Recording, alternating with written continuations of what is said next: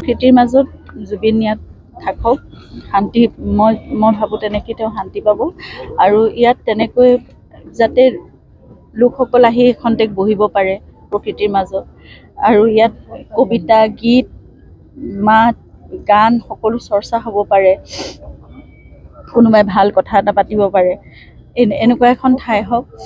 আৰু চৰাই চিৰিকটি ইতিমধ্যে আহিছে বুলি শুনিছোৱে, যিহেতু পিছফালে পাহাৰখনো আছে, প্ৰকৃতিৰ মাজত এনেকৈ তেওঁ শান্তিৰে থাকিব পাৰিব। আৰু ইয়াত এইটো সৃষ্টিৰ এক প্ৰাণকেন্দ্ৰ হওক, প্ৰকৃতিৰ মাজত সকলো যাতে সতেজ হৈ থাকিব পাৰে তেনেকুৱা এটা ৰিক্ৰিয়েশ্যন চেণ্টাৰ টাইপ হওক, কংক্ৰিটাইজ নহওক, মই সেইটোৱে বিচাৰিম। আৰু এনেই মনত কিছুমান কথা, গছ গছনি সকলোৱেতো ৰুবই, ইয়াত সকলো আহিবই, গতিকে আৰু এইখিনি ঠাইত বহু জাতি জনগোষ্ঠী একেলগে আছে। জুবিনৰ সদায় সপোন আছিল যে জাতি, বৰ্ণ, ধৰ্ম সকলো নিৰ্বিশেষে অকল মানুহ হৈ থাকক।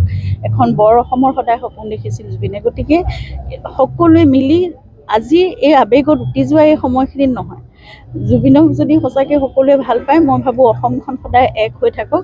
এতিয়া যেনেকৈ সকলো সৰ্বধৰ্মৰ প্ৰাৰ্থনা হৈছে, ইয়াত সকলোৱে আহি পেলাই একেলগে বহিছে, ইয়াত সকলো ধৰ্মৰ মানুহে, সকলো জাতিৰ, সকলো জনগোষ্ঠীৰ মানুহে আহি একেলগে বহক, সৃষ্টিৰ কথা আলোচনা কৰক, মৰম, ভালপোৱা, মিলা প্ৰীতিৰ কথা আলোচনা কৰক আৰু এখন সুন্দৰ অসমৰ কথা, যিখন অসমৰ সপোন জুবিনে সদায় দেখিছিলে, সেই অসমখন জুবিনক সকলোৱে উপহাৰ দিয়ক বুলি মই সেয়া আশা কৰি, সেয়া মোৰ একমাত্ৰ প্ৰাৰ্থনা হওক সম্পূৰ্ণ সকলো অসমবাসীৰ কাৰণে, সেয়াই একমাত্ৰ প্ৰাৰ্থনা।